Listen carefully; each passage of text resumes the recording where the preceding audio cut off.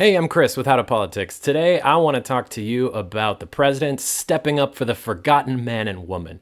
He's got a chance to make some extra money. He's building a ballroom addition to his house. Fantastic. Very happy for him. Here's the thing. Apparently, Trump's ballroom is being funded by private funding. First question, from whom? Would this be from foreign countries? From, say, Sharia law abiding dictators in the Middle East? Is this, say, corporations that are really hoping to get in good with the government? Really hoping to sway some regulation decision maker somewhere? I don't know. No way to know. Is the president going to account for any of this money? I don't know. Probably not. Second question, who's it going to? Is the money being paid to a Trump Corporation? Is it being paid to the United States Treasury? How does the money flow? We don't know. We don't know. It's just yet another avenue for bribery, yet another place for private interests to come in and try to influence the president by putting money in his pocket. Which brings us to his ever-evolving stories about the ballroom. It started out as $200 million. Now it's $300 million. It started out as something that, quote, won't interfere with the existing White House, and now we see images of part of the White House completely torn down. So it's more expensive than he said. I mean, is this going to be like when Mexico paid for the wall and actually we had to pay for all of it?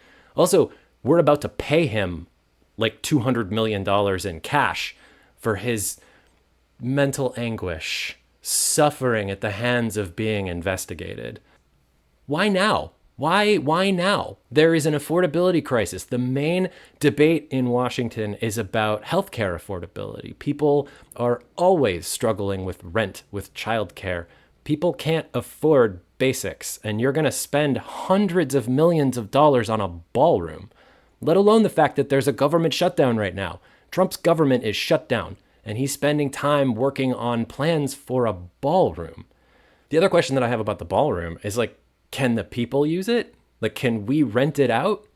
Or is it just for the same group of super rich people who could have weddings at the White House before?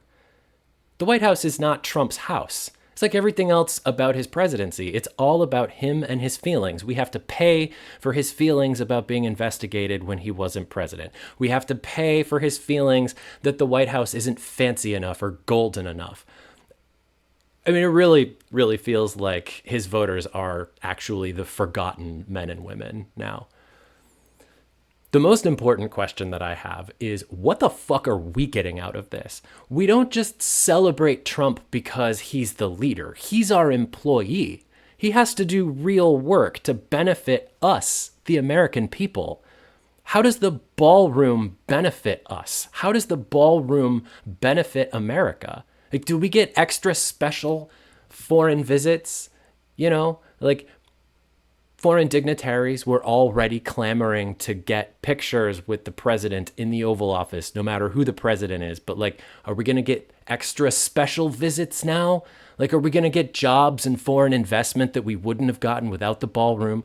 Are there foreign investors or foreign countries that are saying, man, if only the U.S. had a ballroom to greet us when we went to the White House, and we would definitely build more factories there.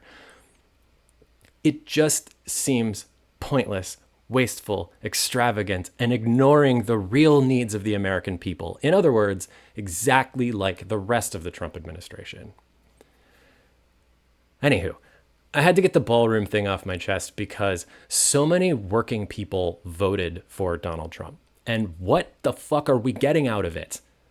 We're not getting affordable health care. We're not getting affordable groceries. We're getting a ballroom that no one can use except the uber wealthy people who already got to use the White House for stuff.